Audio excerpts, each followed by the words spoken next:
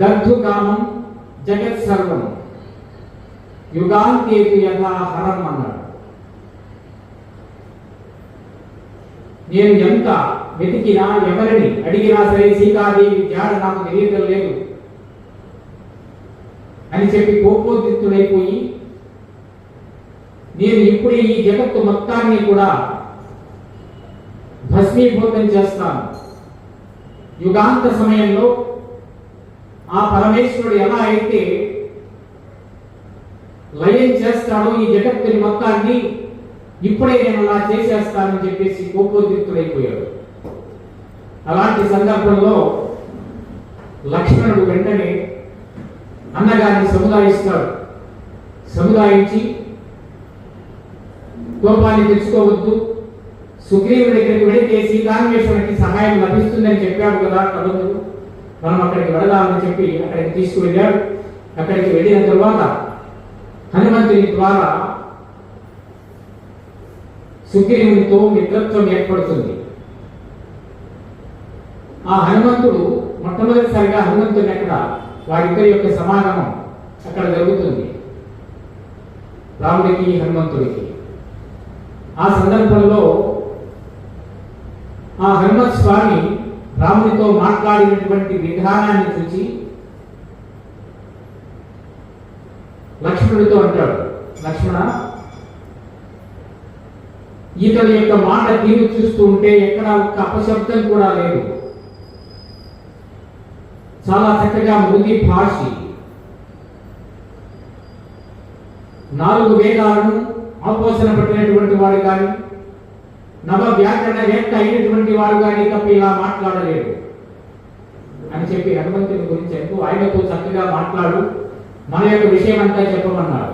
అంటే ఇక్కడ రాముడు విద్వాంసుడు, పండితుడు, జితక్రోధుడు అన్నీ ఉన్నటువంటి వాడు, 16 లక్షణాలు కలిగినటువంటి వాడు రాముడు. అలాంటి వాడు సైతము ఇతరుల యొక్క పాండిత్యాన్ని మెచ్చుకున్నాడు. సహజంగా మానవులమైతే ఏం చేస్తాం, మనకంటే అవతల వాడికి జ్ఞానం ఎక్కువ ఉంటే, పాండిత్యం ఎక్కువ ఉంటే అసూయ పడుతుంటాం. కానీ రాముడు జితక్రోధుడు, అనసూయ, జితేంద్రియుడు,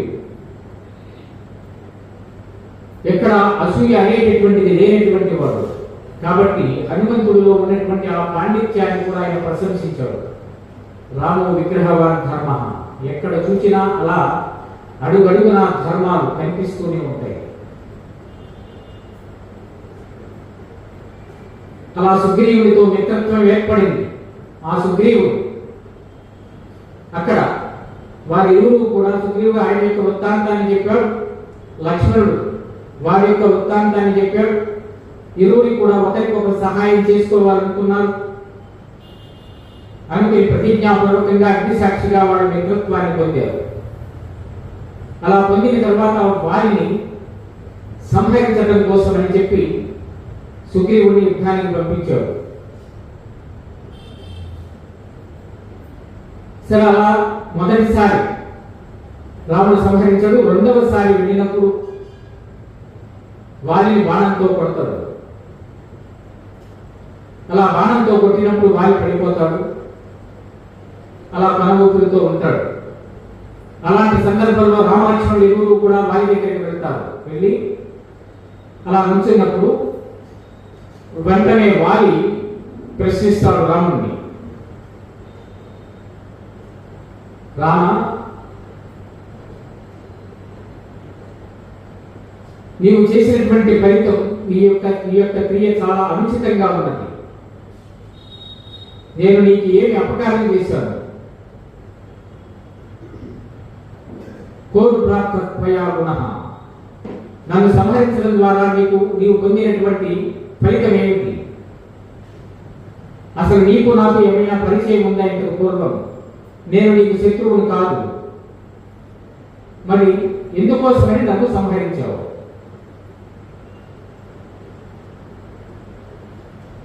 నేను యుద్ధం వేరే వాడితో చేస్తూ ఉన్నటువంటి సమయంలో నన్ను నీవు వధించడం అనేటటువంటిది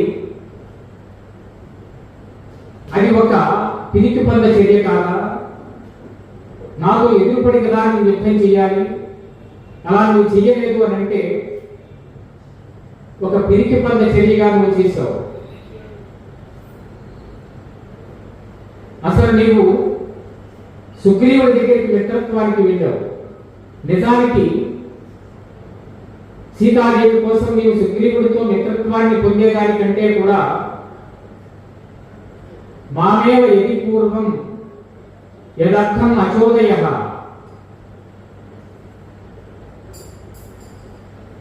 అహమేకాహ్నా మైథిలి తవ జానీతవాన్ భవే. నీవు ముందు సుగ్రీవుడి దగ్గరికి వెళ్ళావు. అతని దగ్గర కంటే నా దగ్గరికి కనుక వచ్చినట్లయితే ఒక్క రోజులోనే సీతాదేవిని తీసుకుని వచ్చి నీకు అప్పచెప్పేవాడిని, ఆ రావణాసురుని బంధించి నీ కాళ్ళ ముందు పడేసేవాడు అన్నాడు.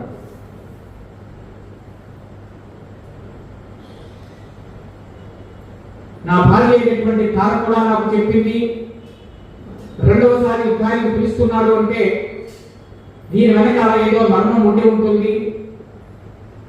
రాముడి యొక్క అండ సుగ్రీవునికి దొరికినట్లుగా నాకు తెలిసింది చారుల వలన.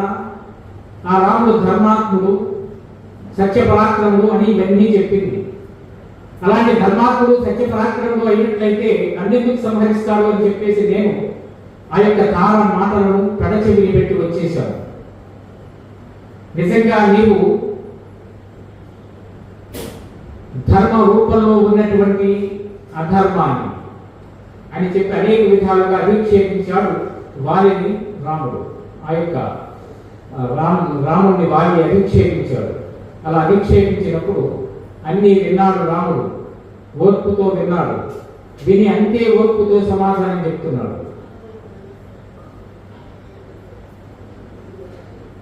ఓ వానర, నేను నిన్ను అధర్మంగా చంపానంటున్నావు.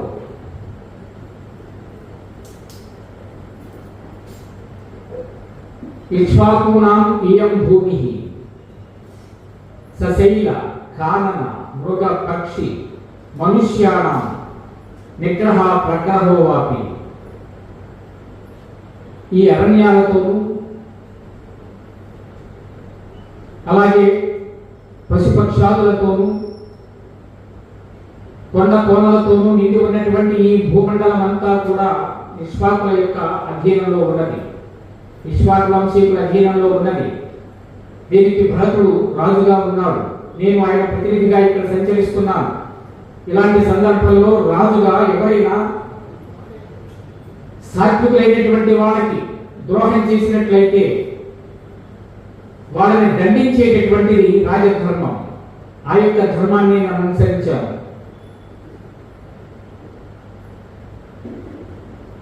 ఎందుకంటావా? సుగ్రీవుడు ఎవరు? నీ యొక్క సోదరుడు, నీకంటే చిన్నవాడు. అతని రాజ్యాన్ని నుంచి బహిష్కరించావు. అతని భార్య రుమను నీవు అనుభవిస్తూ ఉన్నావు.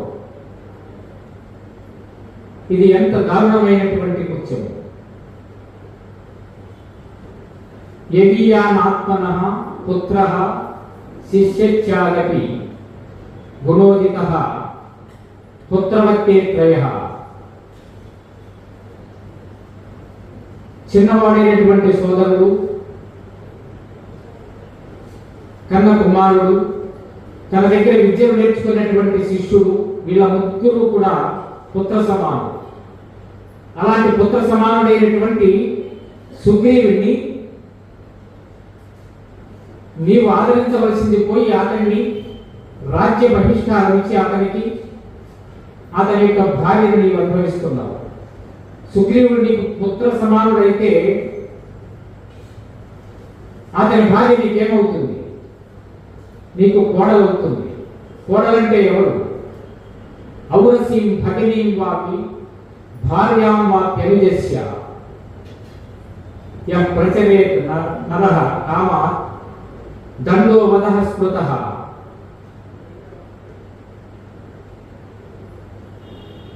కన్న కూతురు,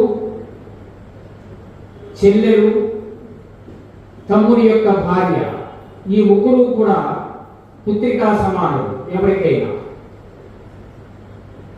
అలాంటి పుత్రికా సమానులైనటువంటి నీ తమ్ముని భార్యను నీవు అనుభవిస్తున్నావు అంటే ఇది ఘోర మృగాలు చేసేటటువంటి చర్య.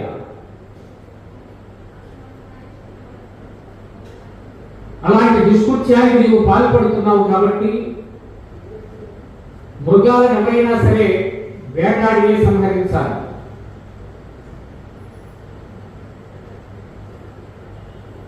మృగాలను వేటాడేటప్పుడు ఎవరైనా వల పండి కానీ పొంచి ఉండి కానీ వాటి రాకని కనిపెట్టి సంహరిస్తారు. నీవు ఒక ఘోర మృగంలాగా ప్రవర్తించావు కాబట్టి నేను అలాగే సంహరించానన్నాడు. అంతేకాదు, నీ మెడలో వైజయంతి మాల ఉన్నది. ఆ మాల వేసుకుని నీవు ఎవరితో యుద్ధం చేస్తే వారి యొక్క బలంలో సగం బలం నీకు వచ్చేస్తుంది. నీవు చేసేది అధర్మ యుద్ధం కాదా? నీవు ఆ మాలను తీసేసి యుద్ధం చేస్తావా? నీవు అలాంటి పనులు చేయడం లేదు కదా. ఎదటి వాళ్ళని వంచించి నీవు యుద్ధం చేస్తున్నావు, మోసగిస్తున్నావు. ఇలాంటి మోసగాడితో అలాగే ప్రవర్తించాలి అని చెప్పాడు. నువ్వేమన్నావు? సుగ్రీవుడితో కంటే నాతో కనుక మిత్రత్వం చేసినట్లయితే నీ యొక్క భార్యను ఒక్క రోజులో తీసుకొచ్చి అప్పచెప్పేవాడు అన్నావు కదా.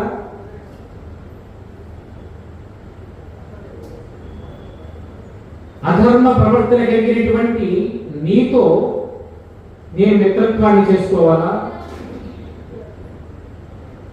నేను సత్య పరాక్రమం కలిగినటువంటి వాడిని, నా భార్యను నేను సంపాదించుకోగలను. సుగ్రీవుడు ధర్మాత్ముడు. అధర్మ మార్గంలో వెళ్ళి మనకి కావలసినటువంటి పనిని త్వరగా పూర్తి చేసుకునే దానికంటే ఆలస్యమైనా సరే ధర్మ మార్గంలో వెళ్ళడమే ఉత్తమమైనటువంటి పని. కాబట్టి సీతాదేవిని నేను పొందడం కోసమని త్వరగా అధర్మపరుడైనటువంటి నీతో నేను స్నేహం చేయవలసినటువంటి అవసరం లేదు. నేనే కనుక నీతో స్నేహం చేస్తే ఈ భూమిని పరిపాలించేటటువంటి రాజునై ఉన్నప్పుడు ప్రజలంతా నన్ను చూస్తూ ఉంటారు. ప్రజలంతా అలాగే అధర్మవర్తులై ప్రవర్తిస్తారు.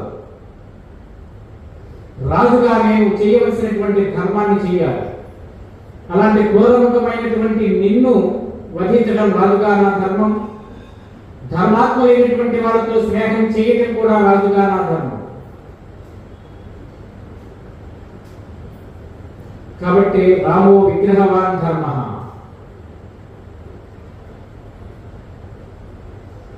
ఎక్కడైనా సరే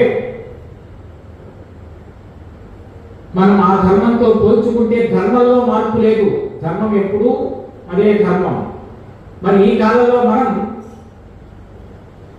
ఏదైనా పనులు త్వరగా కావాలి అంటే ఆఫీసులో ఒక కాగితం కదలాలన్నా ఏదో ఒక పని చెయ్యాలన్నా అక్కడ ఉన్నటువంటి వాళ్ళకి చేతులు తడపటం, అధర్మ మార్గంలో వెళ్ళటం, పనులు పూర్తి చేసుకోవటం సహజంగా చేస్తూనే ఉంటాం చాలా మంది.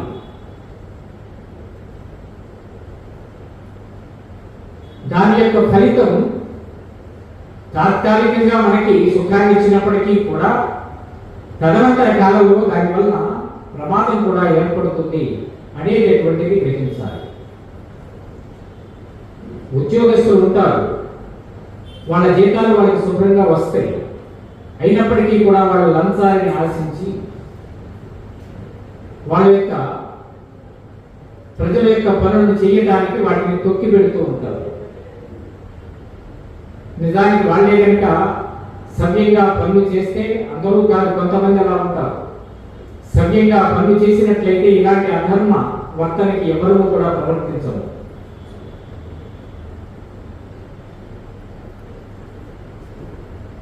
అలాంటి ధనం మనకి తాత్కాలికంగా సుఖాన్ని ఇవ్వచ్చు, తదనంతర కాలంలో మరి ఏసీబీ వాళ్ళకి పట్టుబడక తప్పదు. ఉన్నది కాస్త మొత్తం అలా అక్రమ మార్గంలో వచ్చింది మనకి అసలు స్వయంగా సంపాదించుకున్నది అంతా పోతుంది. అంటే తాత్కాలికమైనటువంటి సుఖానికి ఆశించి అధర్మమైనటువంటి మార్గంలో వెళ్ళకూడదు అని చెప్పేసి వారికి రాముడు చెప్పినటువంటి ధర్మం. రాము విగ్రహవాన్ ధర్మ అన్నది. అక్కడ నుంచి ఎప్పుడైతే వారికి రాముడు ఇలా చెప్పాడో వారి అర్థం చేసుకున్నాడు. రాముడు చెప్పినటువంటి విషయాలన్నీ గ్రహించి నా దోషం రాఘవే, రాముడమైనటువంటి నీలో ఎలాంటి దోషము లేదు, నీవన్నీ కూడా మా పట్ల సవ్యంగానే ప్రవర్తించావు అని చెప్పి రాముని యొక్క పాదాలు పట్టుకున్నాడు. అప్పుడు శత్రువుని సైతము తాను చేసినది తప్పు అని ఒప్పించే విధంగా ఓర్పుతో సమాధానం చెప్పాడే తప్ప అలా చెప్పడం ద్వారా అతని యొక్క మనస్సులో మార్పు తీసుకొని వచ్చాడు రాముడు.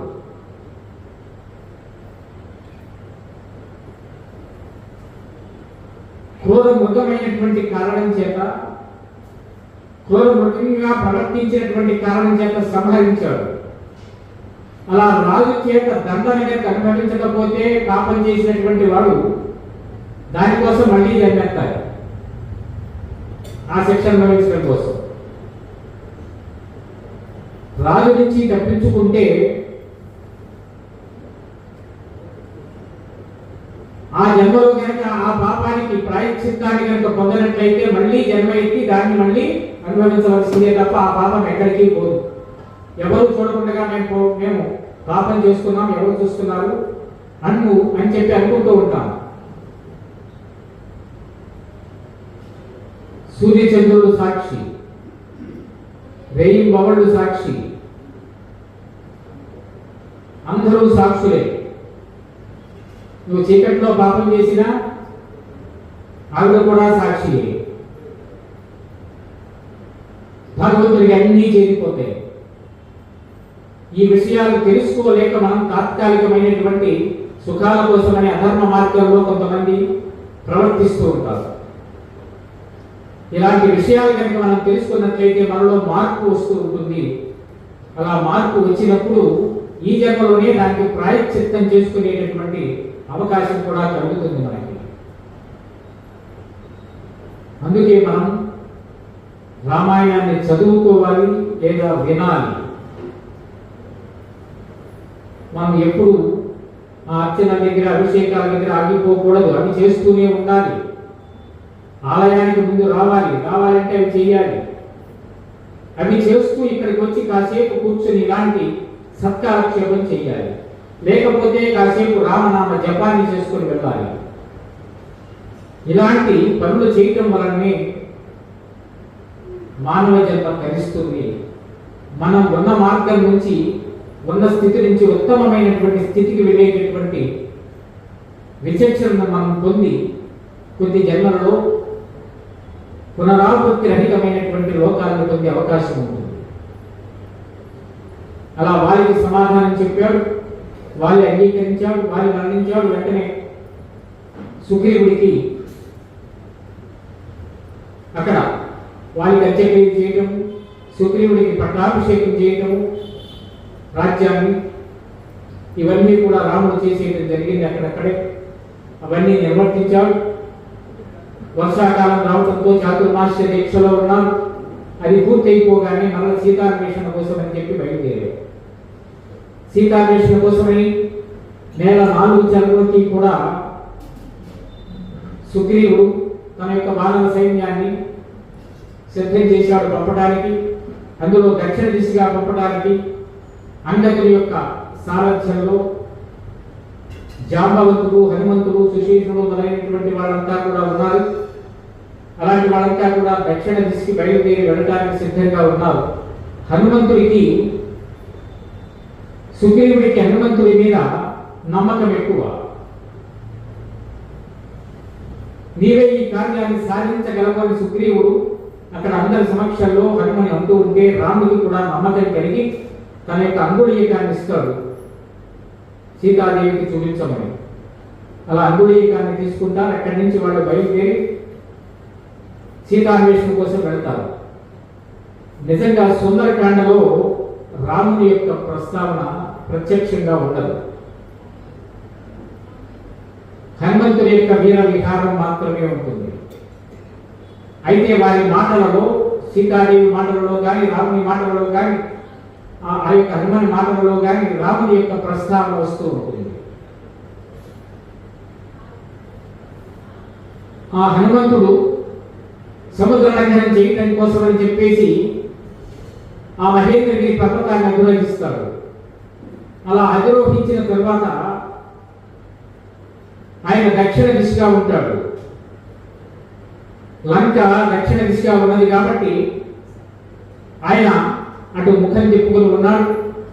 అయితే కార్యారంభంలో ధర్మం ప్రకారము మనం చేయవలసినటువంటి పనులు ఏమిటి? హనుమంతుడంతటి వాడు వెంటనే ప్రాణముఖం కృత్వా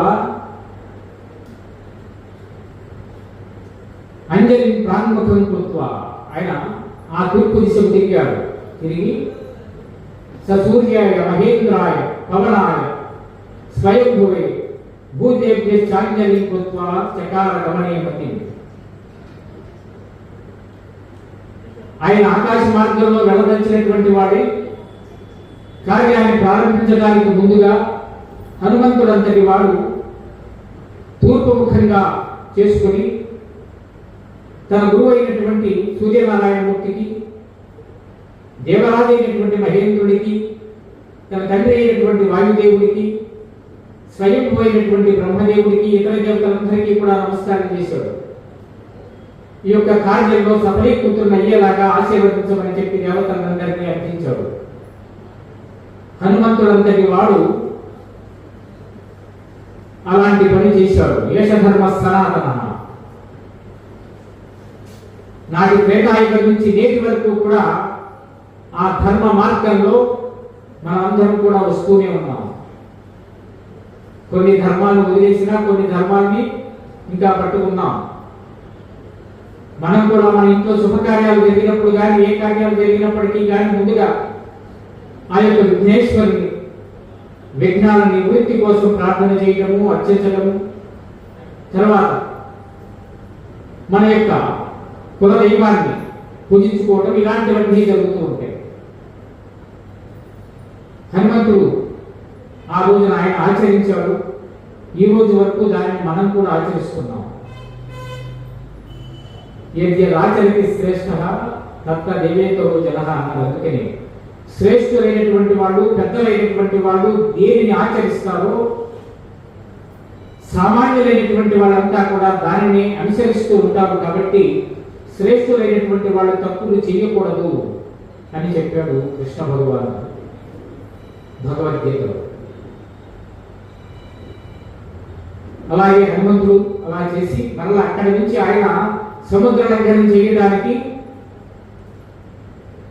ఉద్యుక్తులవుతూ అక్కడ ఉన్నటువంటి వానరులందరితో అంటాడు, నేను ఇప్పుడే ఇక్కడ నుంచి బయలుదేరి వెళ్తాను.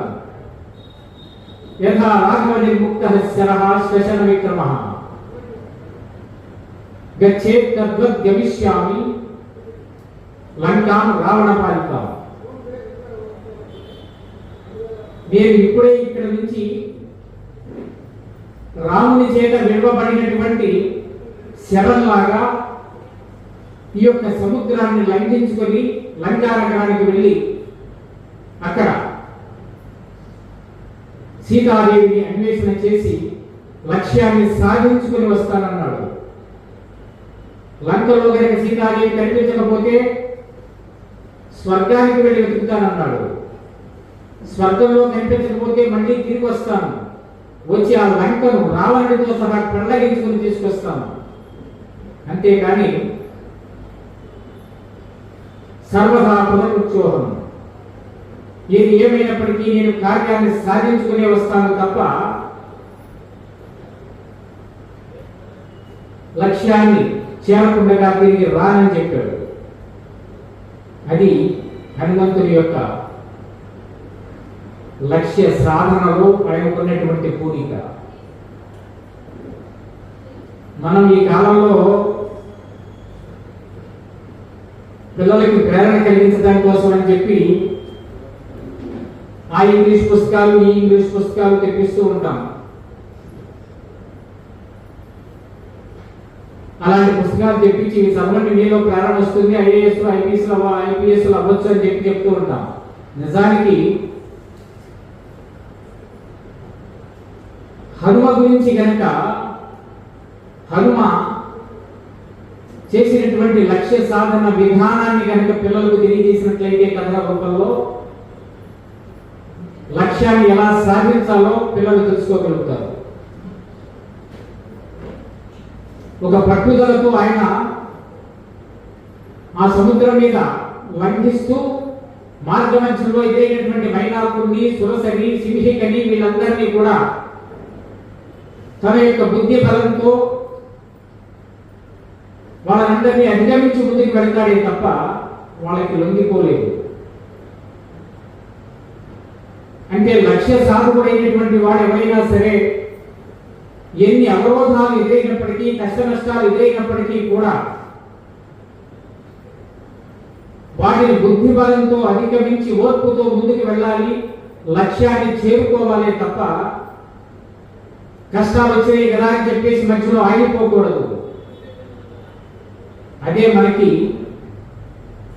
హనుమ చేసి చూపించినటువంటి విధానం. ఈ కథలు మనకి పిల్లలకి స్కూళ్ళలో కనుక చెప్తే పిల్లలు లక్ష్యాన్ని ఎలా సాధించాలో హనుమ చేసినటువంటి విధానాన్ని చక్కగా వివరించినట్లయితే వాళ్ళు తెలుసుకోరా? ఎవరు విదేశస్తులు రాసినటువంటి ఇంగ్లీష్ పుస్తకాలు తెప్పించుకొని పిల్లల చేత చదివించాలా? మనకి భగవద్గీత ఏం చెప్తుంది? మొట్టమొదటి అర్జునుడు ఏం చేశాడు? నా కాంక్షే విజయం కృష్ణ నచ రాజ్యం సుఖాని చ కిం నో రాజ్యేన గోవింద కిం భోగే జీవితేనవ.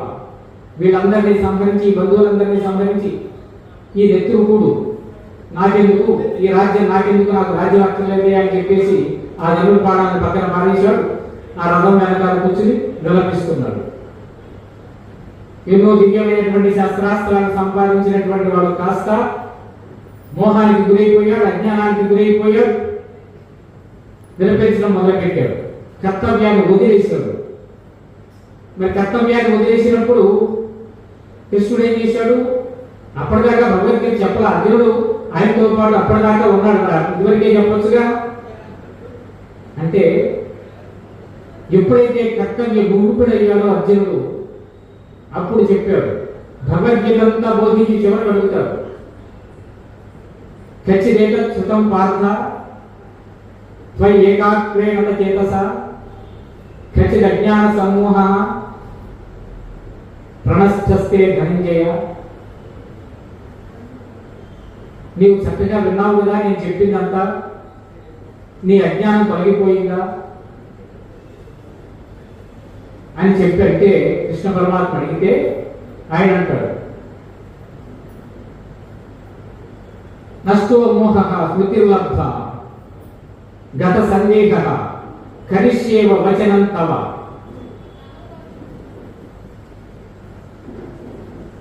నీవు చెప్పినటువంటి విషయాలన్నీ నేను చక్కగా విన్నాను, నా మోహమంతా, అజ్ఞానమంతా తొలగిపోయింది, నా సందేహాలన్నీ తీరిపోయాయి, నాకు చక్కటి బుద్ధి ఏర్పడింది. కరిష్యేవ వచనం తవ, ఇప్పుడు నువ్వు ఏది చెప్తే అది చేస్తావు. అంటే మొట్టమొదట నేను యుద్ధం చెయ్యనన్నవాడు కాస్త, ఏడుస్తూ కూర్చున్నటువంటి వాడు కాస్త, ఇది బోధించిన తర్వాత చివరికి ఇప్పుడు నువ్వేది చెప్తే అది చేస్తానన్నాడు. అంటే ఏమిటి భగవద్గీత బోధించింది?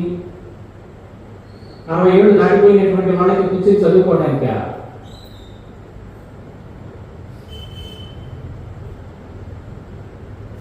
ఈ భగవద్గీత ఏం బోధించింది? కర్తవ్య విముఖుడైనటువంటి వాడికి కర్తవ్యాన్ని బోధించింది భగవద్గీత.